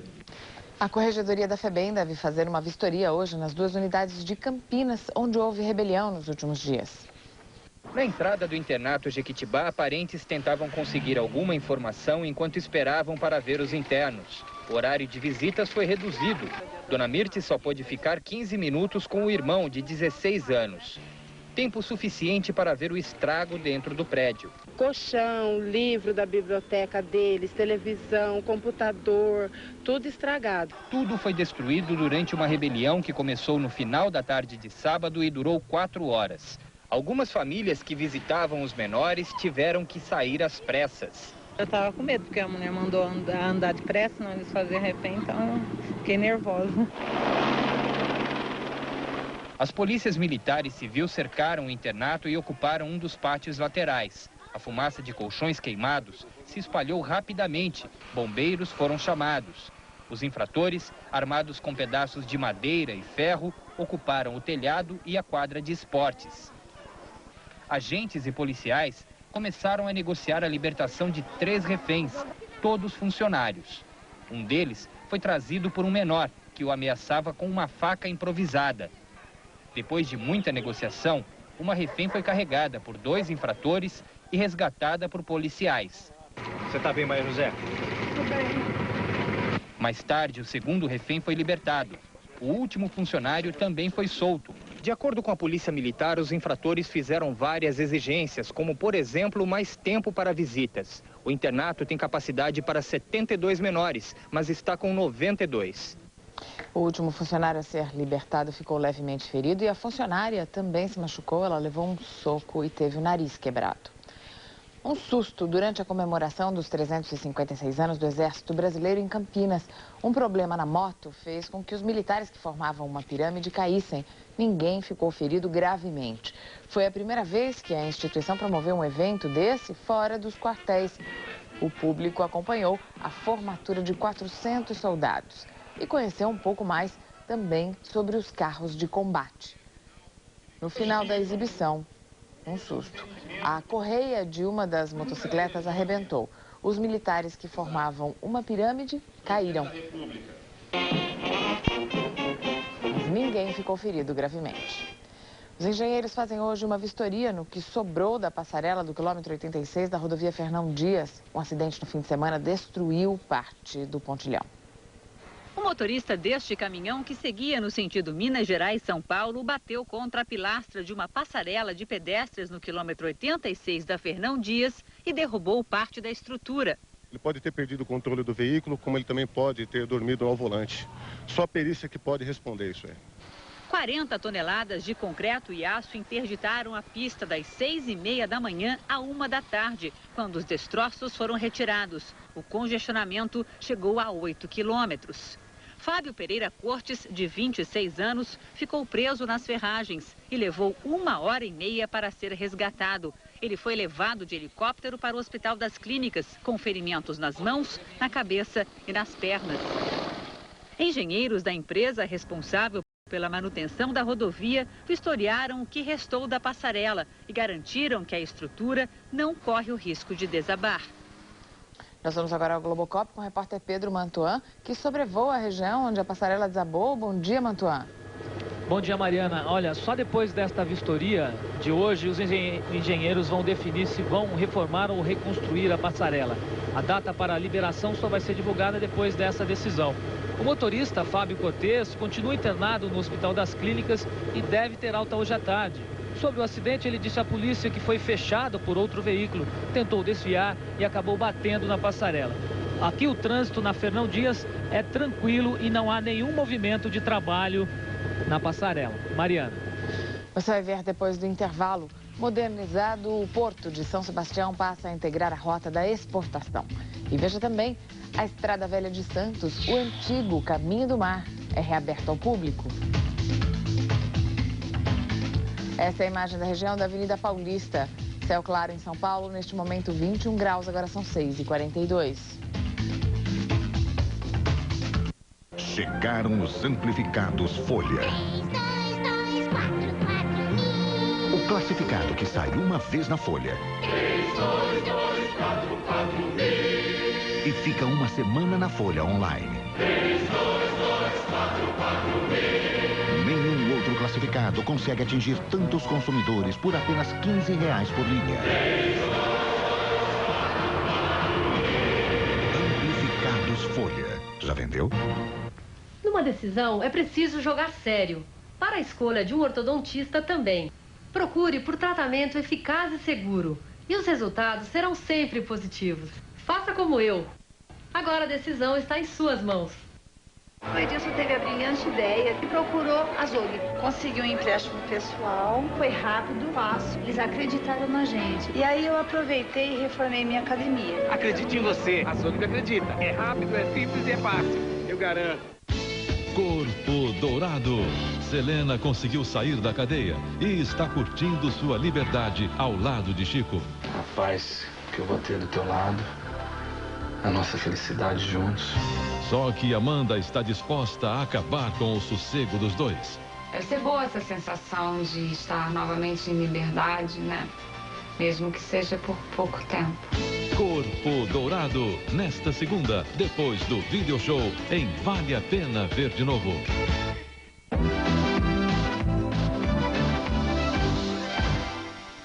Mais de 1.500 veículos embarcaram ontem para a Argentina. A novidade é que esse embarque foi em São Sebastião. O porto, que antes só atendia o mercado interno, agora passa a integrar a rota de exportações do país. O governador Geraldo Alckmin pegou carona no primeiro veículo estacionado no navio panamenho. Em seguida, 24 motoristas começaram a embarcar os 1.475 carros e 45 caminhões. O embarque de carros para a Argentina marca o início de um processo que pretende tornar o Porto de São Sebastião mais forte no mercado das exportações. A ideia é aumentar o volume de cargas, que hoje é de 400 mil toneladas por mês, para até 3 milhões de toneladas por mês em 5 anos. É bom para a atividade portuária e é bom para o país, porque você está melhorando o custo do Brasil. Para ganhar mercado, o Porto de São Sebastião precisa melhorar a infraestrutura. Um pátio de 2.000 metros quadrados foi recapeado. Até agosto, 2 Dolphins, blocos de concreto para a amarração dos navios, devem estar prontos. E a previsão de construir um armazém. O acesso até São Sebastião também precisa de ajustes. Para que mais empresas do Vale do Paraíba e da região de Campinas usem o porto, a duplicação da rodovia dos Tamoios precisa sair do papel. Nós estamos trabalhando com o horizonte de ter as obras de duplicação ainda 2005, 2006, né? Mas esse é um trabalho de horizonte, porque nós temos toda uma tarefa anterior que nós estamos começando agora em abril. E só com o embarque de 2.000 carros por mês, o Porto de São Sebastião deve gerar 100 empregos diretos. Foi reaberta neste fim de semana a Estrada Velha de Santos, a também chamada Caminho do Mar. A estrada foi a primeira da América Latina a receber calçamento e agora será um importante roteiro turístico para ser feito a pé. Um grupo de maratonistas foi o primeiro a fazer o percurso que durante anos foi a principal ligação entre a capital e a Baixada Santista. Aqui a gente sente até diferente, porque a gente puxa o ar vem, um ar totalmente diferente, mais leve, né? Centenas de pessoas participaram da cerimônia. 20 estudantes foram treinados para trabalhar como monitores. Eles aguardam ansiosos a chegada dos turistas na próxima semana. A gente estudou muito, né? A gente pesquisou muito, a gente está super ansioso para passar para as pessoas o que a gente aprendeu. Seu Salvador não quis perder nenhum detalhe. Depois de 30 anos, ele está de volta à Estrada Velha de Santos. Vinha com meu avô, meus pais, alguns irmãos também, né, os irmãos. Então é legal, realmente uma oportunidade de estar lembrando aí uma época aí que a gente era garotinho. Algumas pessoas passaram horas apreciando a paisagem. É uma visão única, né? Muito lindo. Estou maravilhada. Mas a grande maioria fez questão de conhecer os monumentos históricos inaugurados em 1922 em comemoração ao centenário da proclamação da independência. As bicas que existem ao longo da estrada refrescaram os visitantes. Essa água foi testada pela CETESB, água potável, e a gente pretende, né, com a ajuda dos visitantes, que ela continue potável para sempre. E não faltaram recompensas a quem fez todo o percurso.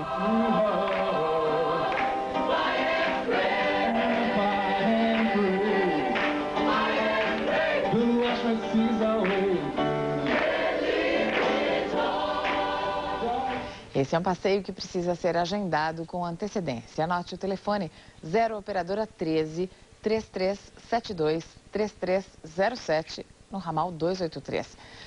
Nos próximos 2 meses, esse passeio será gratuito. Depois do sábado e do domingo de sol, vamos saber como começa esta semana no litoral e no interior do estado. Fabrício Batalini, segunda-feira também de sol e calor nessas regiões. Vai sim, Mariana, uma segunda-feira quente e com muito sol também, viu? As temperaturas voltam a subir.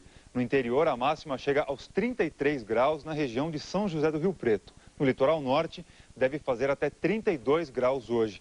Agora, justamente por causa desse tempo quente e abafado, pode chover.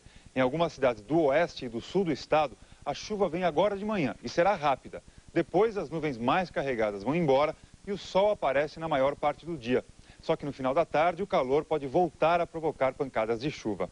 Veja quantos termômetros estão marcando agora em algumas cidades. No interior, faz 21 graus em Pirassununga e 20 em Sorocaba. No litoral, 24 graus em Bertioga e 23 em Iguape. Você vai ver a seguir, quase 75 mil pessoas fizeram as provas para conseguir uma das 35 vagas oferecidas pelo metrô. E veja ainda, Um trecho da Marginal Pinheiros fica interditado por causa de um acidente em obra da Sabesp. Um operário morreu. Essa é a imagem do helicóptero que sobrevoa a região metropolitana. Na capital, agora 21 graus. São 6 horas e 49 minutos. Corrida e caminhada contra o câncer de mama. Esse símbolo representa a conscientização e a luta de todo um planeta contra o câncer de mama. Com a sua inscrição, você estará ajudando a salvar vidas. Dia 25 de abril, às 9 horas. Iniciando, a largada será no estacionamento da Assembleia, em frente ao Parque do Ibirapuera. Faça já a sua inscrição. Participe. Oferecimento Novo Velaton. Tratamento condicionador específico para cada cor. Ineston Barra. 1000 maneiras de ficar bem. Vem aí o evento mais falado do ano. O que você está falando? É sobre a Bienal do Livro. Onde? Quando? 18ª Bienal Internacional do Livro de São Paulo, de 15 a 25 de abril, no Centro de Exposições Imigrantes. Lima, é você. Ah, já? Ultra Farma, eu ligo 5591-1466, pago muito mais barato e ainda recebo meus remédios onde eu estiver. A Ultra Farma tem também todos os genéricos. Neste caso, eu optei por genérico e economizei quase 90%. Quer uma dica? Vá conhecer a Ultra Farma. Avenida Jabaquara, 1546, Metrô Saúde. Remédio muito mais barato é na Ultra Farma, a minha farmácia. Lima, vamos gravar? Já, vamos. No Brasil, as empresas oferecem todo tipo de benefício a funcionários. Mas ao meio-dia, milhares de empresas oferecem o mesmo benefício. Ticket restaurante. Não tem hora melhor para conhecer uma empresa do que a hora do almoço. Lourinho. Fala, meu bem! Olha o bolo de abobrinha, como é úmido e molhadinho, que a gente vai fazer hoje de manhã. Coisa boa. Ah, e você tá atrasado no imposto de renda? A gente vai estar dando todas as dicas aqui pra você. Todas. Nós vamos também no maior hospital da América Latina, o Hospital das Clínicas. Nós vamos lá dentro. Isso vai ser legal. O que mais tem? Vamos fazer joia com peça velha de computador, olha que aí. Que lindo! Que ideia boa. Às 8 hoje, né? Isso aí é mais você.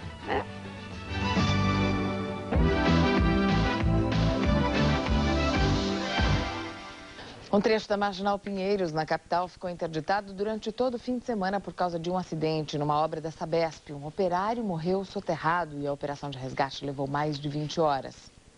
Os bombeiros trabalharam 25 horas na operação de retirada do corpo. Durante todo o tempo, a área ficou isolada e o trânsito foi desviado, o que provocou engarrafamentos. O operário trabalhava numa betoneira quando o chão cedeu.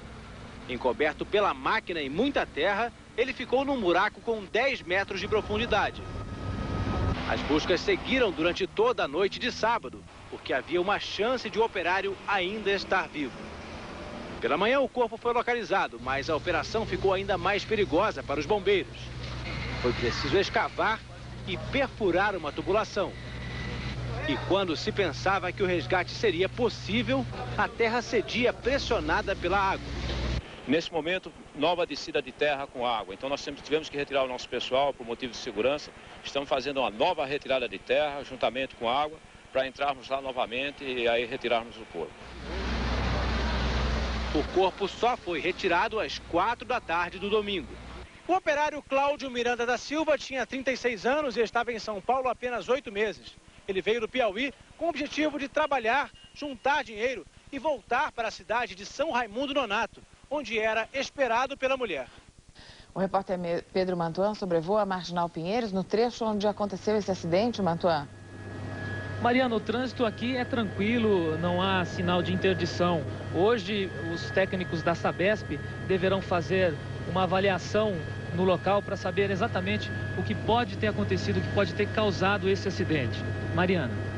Quase 75 mil candidatos passaram o domingo fazendo provas. Eles disputam 30 vagas de agente do metrô. Aos 17 anos, Eduardo busca o primeiro emprego. Nas apostilas usadas para o vestibular na Unesp no fim do ano passado, ele relembra questão por questão. Os maiores centros industriais encontram-se nas regiões A, Sudeste, Sul e Centro-Oeste, B, Sudeste, Sul e Nordeste, C... Para o curso de biblioteconomia, foram 12 candidatos para cada vaga. Para o concurso do metrô, quase 3 mil candidatos por uma vaga. Outro vestibular e tanto. e até mais que muitos cursos, né, conhecidos. Antes de sair de casa, uma refeição à base de carboidrato. Um carinho da avó em colocar um pouco mais de energia na refeição do neto. Eduardo sai da freguesia do Ó, na Zona Norte, 3 horas antes da prova. O exame é na Zona Sul, no Jardim Nakamura. 3 ônibus em 30 quilômetros. Eduardo foi um dos 74.899 candidatos que fizeram a prova neste domingo. Assim como ele, a maioria quer sair da estatística dos quase 2 milhões de desempregados na região metropolitana. Sem experiência, carteira branca, não consegue arranjar emprego. Eu achei mais por tentar a sorte, né? Estou desempregado há 1 ano e meio já e eu estou precisando e eu vou tentar essa oportunidade. Os felizardos aos 30 cargos de agentes no metrô receberão vale transporte, cesta básica, plano de saúde e um salário mensal de R$ 866. Não é um salário ideal, mas é um salário bom, dá para começar. O gabarito da prova deve ser publicado no Diário Oficial do Estado de amanhã e a relação dos classificados sai até o fim da semana que vem. Uma organização não governamental realizou um protesto no centro da capital neste domingo em favor da criação de cotas para negros nas universidades. Os estudantes de cursinhos pré-vestibular comunitários se reuniram no Vale do Anhangabaú. Com faixas e megafones, eles pediram que o governo apresse a discussão da proposta que define cotas para negros nas universidades públicas e privadas do país. Nem a chuva tirou o bom humor dos estudantes, que dançaram e soltaram balões com envelopes pendurados.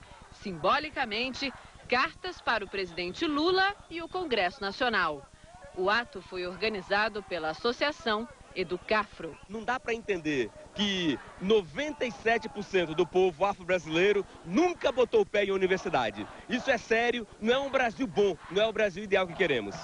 Estão abertas as inscrições para cursos técnicos do Senai em 16 cidades do estado. A repórter Renata Monteiro está em Bauru, um dos municípios também que tem unidade do Senai, que vai oferecer os cursos. Bom dia, Renata. Quantos cursos são?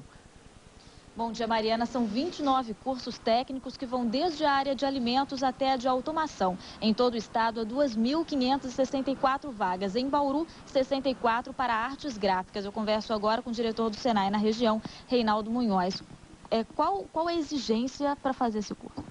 O aluno ele tem que ter o ensino médio concluído e no dia 23 de maio nós teremos uma prova de seleção a nível médio com 60 questões de múltipla escolha, incluindo matemática, língua portuguesa, ciências da natureza, que inclui questões de física, química e biologia. E o que precisa para se inscrever?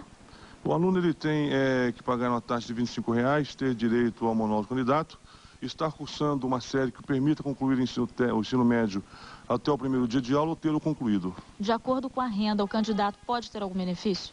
Pois é, o aluno que apresentar uma renda dentro dos padrões estabelecidos pela escola poderá ter uma bolsa, uma ajuda de custo, que compreende R$ 240 mensais, mais o auxílio transporte e alimentação. Quando serão realizadas as provas? As provas acontecem, como já disse, no dia 23 de maio, no domingo. Ok, obrigado pela participação. Lembrando que as inscrições vão até o dia 7 de maio. Os interessados podem ligar para o 3333-7511. O código é 11. Mariana. Na semana que passou, o presidente Luiz Inácio Lula da Silva criticou o sistema de progressão continuada na educação. Esse sistema, onde o aluno não é reprovado, mas constantemente avaliado, é adotado nas escolas de São Paulo. Para falar sobre esse assunto, a gente recebe aqui no estúdio do Bom Dia, a professora da Faculdade de Educação da USP, Estela Piconês. Bom dia, professora. Bom dia. Progressão continuada é aprovação automática? Não, não pode ser confundida, né? A progressão continuada é uma maneira diferente de organizar em blocos o conjunto de aprendizagens, né? Para que os alunos, para que você possa reduzir a parâmetros de evasão e de repetência como faz a escola tradicional. Para que se evite que o aluno com uma idade avançada fique ainda numa série muito recente, para que se evite a saída da escola, né? A evasão escolar. A repetência provocava isso realmente. O aluno repetia 1, 2, 3 vezes a mesma série e abandonava os estudos. Sim. Inclusive, é falsa a ideia de achar que quando você organiza, né, por blocos e elimina a seriação, que você possa continuar avaliando da mesma maneira, né? Competências e resultados de aprendizagem mais do que aquilo que é o papel da escola. Quer dizer, era desestimulante repetir uma série, mas agora a falta de notas que digam se o aluno está muito bem ou muito mal, também não é um pouco desestimulante para o aluno ele saber que ele não vai ser reprovado? Também não acaba colaborando para que ele não se aplique tanto nos estudos? Verdade, Mariana, isso pode acontecer porque, principalmente para os alunos que já estavam num sistema anterior, né? Num modelo anterior, onde ele estudava para ter a nota e tinha uma noção de que ele podia aprender se tirasse essa nota. Isso contribui à progressão continuada para desestimular esse aluno que de repente fica assim numa espécie de absenteísmo, né? De se não participar, tudo bem, se eu participo eu passo, se eu não participo eu passo também. A senhora acha a progressão continuada um bom programa? Eu acho um bom programa. Mas falta estímulo? Falta o entendimento, uma explicitação mais clara para pais, para os alunos, para a comunidade em geral e para o próprio professor. Quais são os principais desafios? Olha, no que tange ao professor, nós temos aí uma formação que não foi adequada, até porque não existia esse modelo quando eles foram formados. Então precisa de uma assistência maior ao professor. Pelo lado da comunidade, da família, os pais não têm a ideia clara, não é explicitado de maneira adequada que a escola agora tem um papel de trabalhar com as identidades, de preservar a diversidade cultural e trabalhar com a heterogeneidade, né? Porque antigamente o postulado da educação tradicional era a homogeneidade. Quer dizer, os melhores alunos numa classe, os mais fraquinhos em outra? Se previam desempenhos padrões, né? Quando, de repente, você tem que trabalhar com a diversidade de tempos, de ritmos e de cultura. Eu acho que essa é uma das maiores qualidades da progressão continuada. Respeitar o ritmo do aprendizado de cada um. O que demora mais, vai demorar mais, mas vai aprender, ao final, a mesma coisa. E tem uma coisa mais importante também, que é, além do respeito ao ritmo, é trabalhar com as identidades, né, da dimensão humana desses alunos, dos próprios professores, e pelo lado do professor, o hábito da reflexão sistematizada sobre a sua prática para poder aperfeiçoá-la, mas dentro de uma perspectiva de trabalho coletivo. Quer dizer, o professor tem que estar constantemente se atualizando, se aprimorando. Sim, sim. Humanizando a educação. Sim, a formação permanente é que vai garantir o aperfeiçoamento dessa prática. Bom, o presidente Lula tem razão num dos aspectos da crítica. Algumas crianças chegam realmente ao final do segundo ciclo sem compreender, sabem ler, mas não conseguem compreender o texto que leram.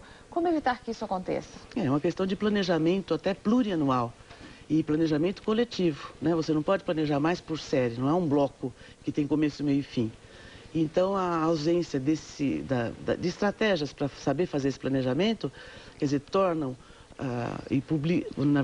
público a necessidade de mudança, né, de alternativa. É uma transição pela qual o ensino está passando, que começou em 96 e que, na sua opinião, não deve parar. Não. Ela tem que ser aperfeiçoada. Agora, o discurso do presidente, ele torna público, né, essa modalidade. Você acha que cria um pânico? Não, gera uma certa angústia, porque de repente parece que coloca a escola ou o professor como culpado, né, por não tá conseguindo desenvolver habilidades que, tanto no modelo tradicional ou nesse modelo, nós temos desafios a serem enfrentados, né? O problema da educação escolar é muito complexo. Desafios que sempre existiram, que a gente vai conquistando passo a passo. Muito obrigada, professora Estela Piconês, por sua participação aqui no Bom Dia. Bom dia. Essa madrugada foi bastante quente na região metropolitana, a temperatura chegou aos 21 graus na capital. Fabrício, calor durante a noite não é muito comum para essa época do ano, não é? Não, Mariana, não é muito comum não, e foi provocado pelo ar seco, né, que cobre a região metropolitana. E esse ar seco vai manter o tempo quente hoje o dia todo, praticamente. Na capital, a temperatura deve atingir os 30 graus. Agora, esse calor e também a aproximação de uma frente fria que está vindo do sul do país vão aumentar as nuvens à tarde e deve chover. Em alguns pontos da Grande São Paulo, essa chuva pode ser forte. Vamos ver como estão as temperaturas agora na região. A capital ainda tem 21 graus, Osasco 22 e em São Caetano faz 20 graus neste momento. Você vai ver depois dos comerciais, os fiéis lotam a igreja de Santo Expedito, o santo das causas urgentes. E veja ainda a festa em São Caetano. O azulão desencanta e é o novo campeão paulista de futebol.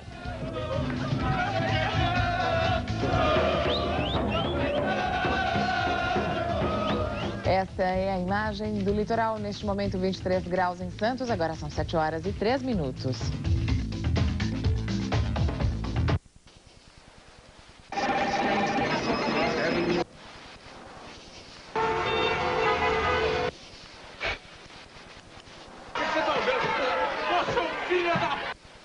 Sua dor de estômago é estresse.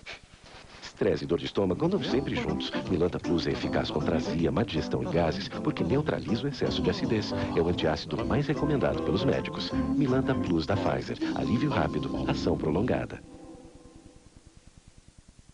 Esse é Franco na sua festa de 4 anos. Franquinho, olha o que eu trouxe pra você. Ai, francamente, eu preferia um carrinho.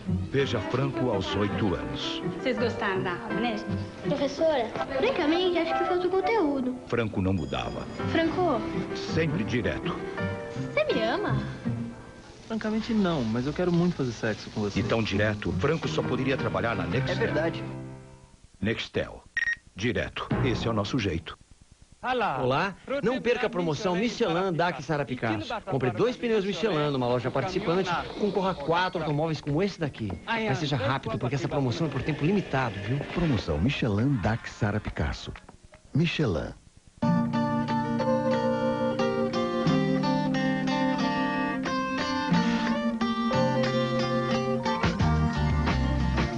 Perfume para sua cozinha? Glade tem. Glade Toque de Frescor Cozinha. Nesta quarta, a bola começa a rolar no Campeonato Brasileiro. Ao vivo de Campinas, Ponte Preta e Corinthians. O Timão jogando tudo em seu primeiro desafio no Brasileirão. Ponte Preta e Corinthians, nesta quarta, depois de celebridade. Futebol 2004.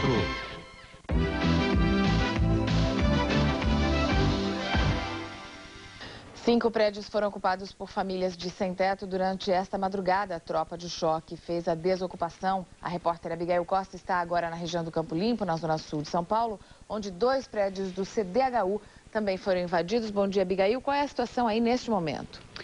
Oi, Mariana, bom dia. Por volta das 2 horas da manhã, 2 ônibus chegaram aqui à Zona Sul, próximo à estrada do Campo Limpo, trazendo os sem-teto. Eles chegaram e pediram ao guarda que o portão fosse aberto. Como o portão não foi aberto, as pessoas arrombaram e entraram em boa parte dos 80 apartamentos. Muitas portas e janelas foram destruídas. Quando a polícia chegou, houve uma conversa e os sem-teto foram embora pacificamente ainda no fim da madrugada. A polícia continua por aqui. Mariana Godoy.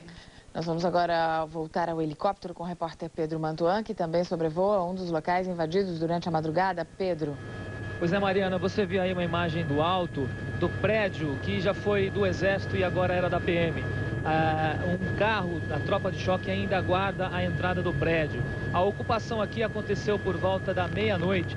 Cerca de 1000 famílias ocuparam um prédio que já foi do Exército e estava desativado. Os sem-teto chegaram por volta, pouco mais, por volta da meia-noite e logo em seguida chegou a tropa de choque, que agiu rápido, expulsou os sem-teto que estavam no prédio. Houve muita confusão, confronto direto entre os manifestantes e os policiais. Os manifestantes atiravam pedras, a polícia respondia com bombas de gás e bombas de efeito moral. Muitas pessoas passaram mal, houve desmaios, um fotógrafo ficou ferido na perna e, no fim, 8 coordenadores do movimento foram detidos. Mariana. Hoje é o dia do índio e o fim de semana foi de muita curiosidade para um grupo de crianças de Porto Feliz, na região de Sorocaba. Eles puderam aprender um pouco mais sobre a vida dos índios e um chavante que veio do Mato Grosso, especialmente para ensinar a garotada. Nicolau, como é chamado na língua portuguesa, ensina os costumes chavantes há 10 anos. Desta vez, pegou um grupo curioso. Mesmo quem já viu, se encanta com a cultura deles. Como curar os doentes. Função do pajé, que usa a música para tirar a dor da picada de cobra. Gabriela achou interessante o jeito